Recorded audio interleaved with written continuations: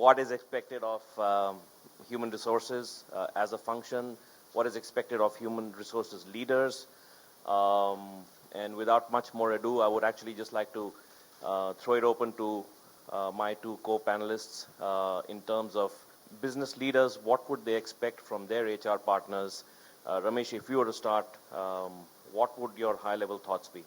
I think the third thought process in my mind, going forward, HR will actually become a value proposition. And why am I saying it? I think today products all have to be by quality exactly the same. I don't think anyone can afford to have a quality lower than anyone else. I don't think we all can afford to have.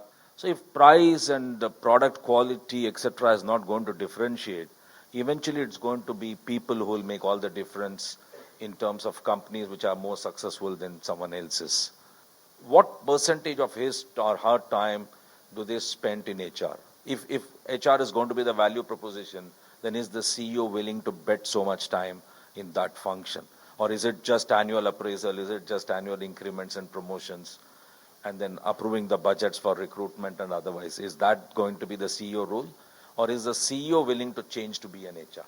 As much that a CEO expects HR to be a business guy, is the CEO willing to change to become an HR? I think these are the 3 or 4 areas where I personally spend and want to keep spending time on.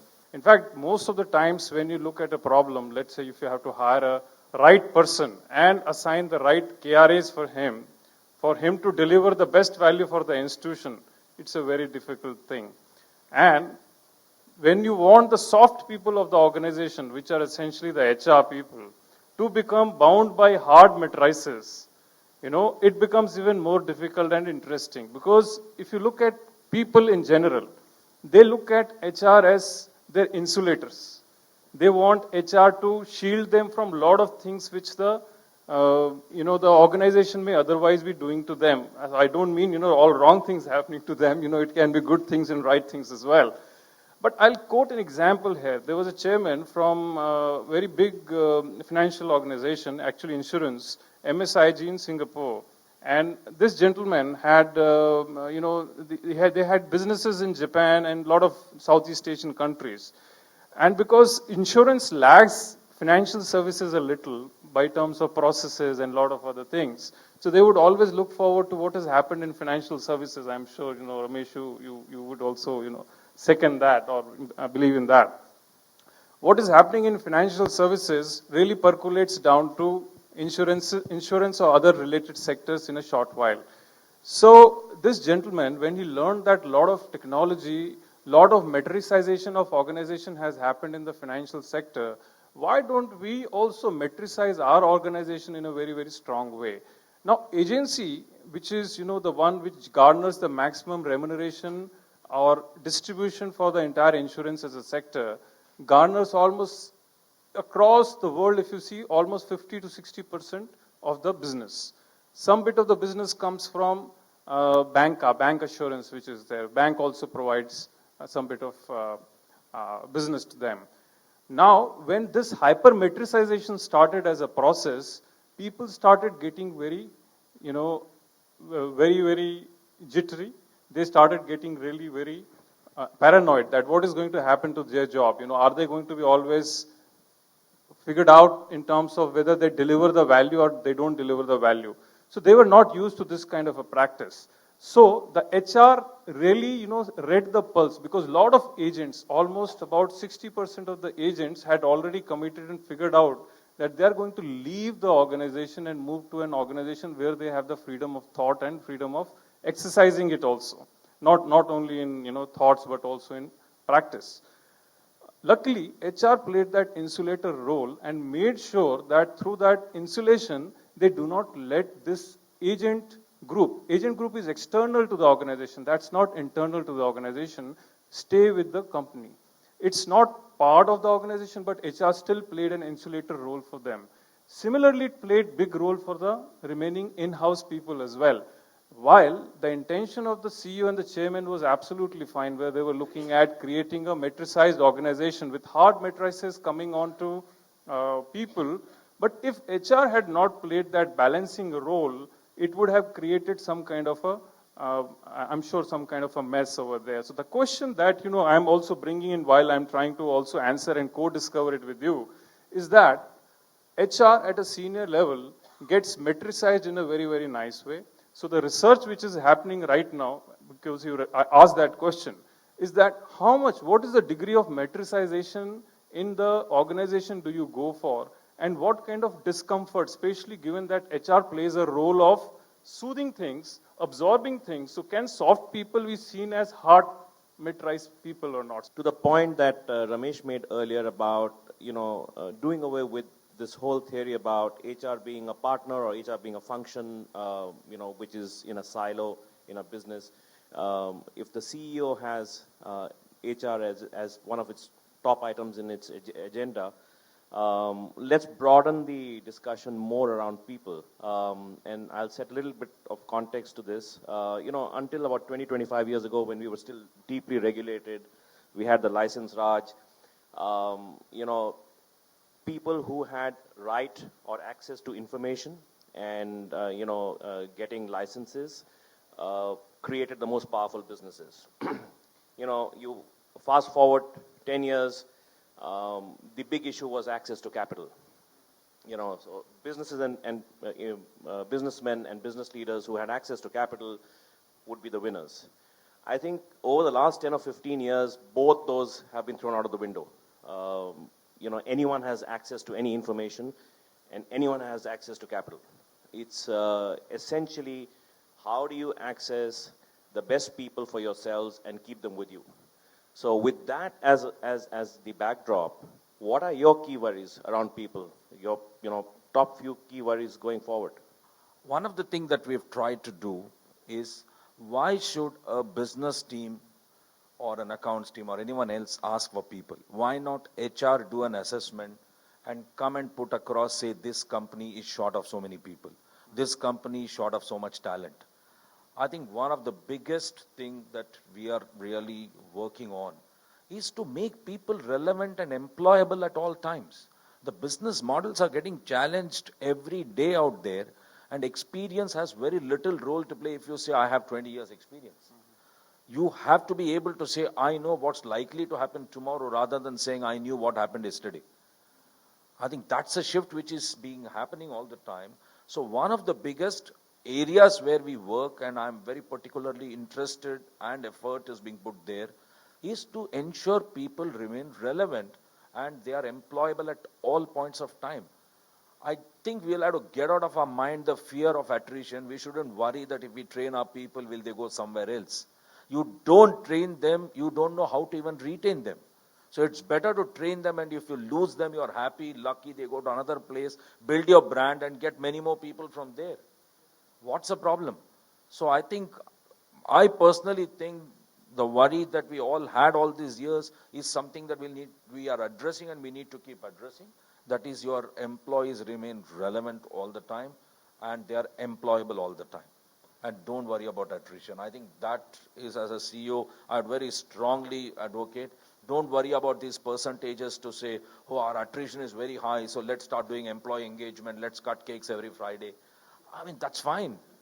That's fine. But is that the job? You're going to only cut cakes? You need people who will be absolutely reactive to situations to say, oh, I know what's happening tomorrow. One thing that we test our people across the company of let's say, business guys, the HR should know what's your topmost business problem. And a business guy must know what's the topmost HR problem. Otherwise, don't create cross-functional team. If you create cross-functional teams where the cross-functions do not know the serious most challenge of the other function, you are creating a room where it's going to be arguments 24 hours. So I think we keep asking this question. When I review HR, I ask him, can you just tell me the 2 top business problem we have, and which is the region which is suffering from? Which is the branch which is suffering from? Then I know that we are on the job. So I would think that's my take. That's the way we would like to kind of bring in HR into the whole strategic, involvement of the organization to build the next phase of the organization. There were 2 contrasts that I would, want to give here. One was, working in a very, very advanced field, which is highest in demand right now in the US. which is called data science, and which has the highest churn rate also. And it's one of the most difficult fields also critically at this point in time. Maybe 10 years down the line, it's not an area of interest. And when the churn rate is so high, when you end up losing 30% of the field force, or the people who are so rare anyway to acquire, and you end up seeing their backs, it's really, really hard. And for them to come back and bring back a lot of, yes, they spread the good message, because what happened, that either McKinsey or Accenture or a lot of other companies, really saw that, okay, this is a company we can go to and really make them our hunting ground, because they all came and they started taking up a lot of people, because your good word was spreading. So it's not that the branding was not going across. So branding did go across. Those people did recommend people. And I would say that the demography, like you're saying, in the Indian context is pretty different. The kind of pressures that we have here are very different. But I'll just flip the case first and then come to the demographic question. So one part was the advanced field, and then we're talking about education, which is trying to align itself with the industry. There you had to do very hard to retain people. Here you have to do very hard to push people out of the system. So it's both ways, because, you can have a lot of people who sit because there's a lot of comfort also. You have a lot of research to do. You could keep doing research in your room, but nobody knows what's the output of it, because the output you'll see only a year later. So it's very difficult to really judge. So the kind of, let us say, balanced scorecard that you would see in the industry is very difficult to really bring it and make it applicable here. But the balanced scorecard by itself has been an issue as far as putting hard matrices is concerned, or the hard HR matrices is concerned, because it says that customer engagement is fine, employee engagement is fine. So it already confines many times the HR practitioners that this is your zone, play here, which is not necessary. And that's what Ramesh is also saying, that, if you are in the same room, then let us, know very well that what do you know, what's your top problem, and you better know what's my top problem. Because there's no point, kind of cutting the cake every Friday and, feeling good about it.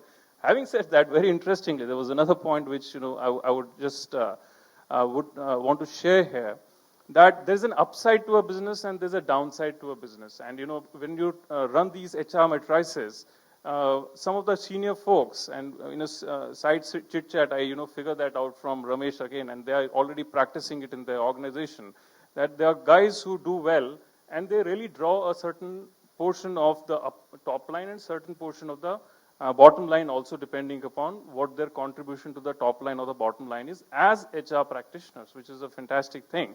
However, when I go back and I bring some research back in and ask people that, guys, what kind of, upside or downside you are seeing in your boardrooms.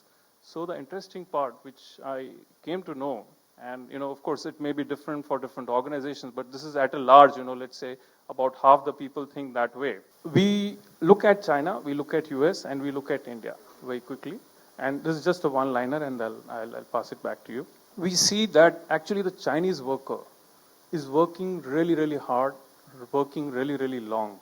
Right from the morning, he's not getting something which is extraordinarily high for the same work, but the culture which has been maintained, it's without cutting a cake on Friday.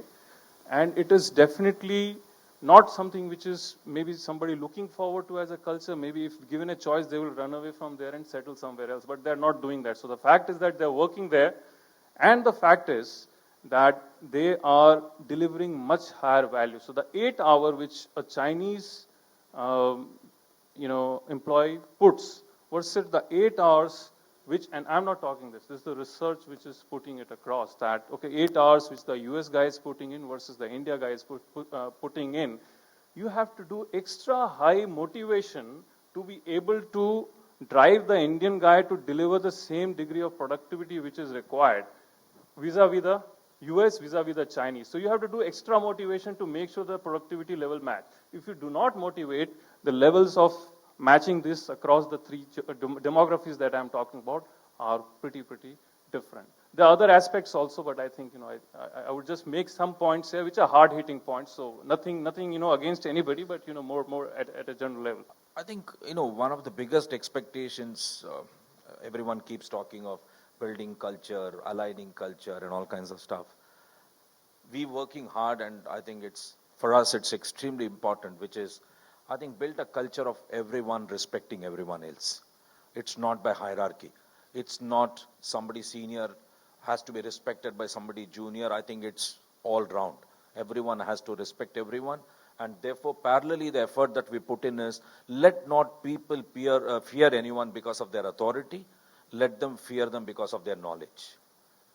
That's the effort we are putting in. If somebody fears me because I'm the CEO of the company, let's be very clear, the guy who walks into the room knows how to act in front of you. And he'll convince you that he's absolutely respecting you. But if he fears your knowledge, he comes very clear with what he wants to share with you, what he wants to tell you, and what's the solution he's looking for. So the last thing we do is reporting from downward to any direction is report on what you could not achieve and don't report on what you have achieved.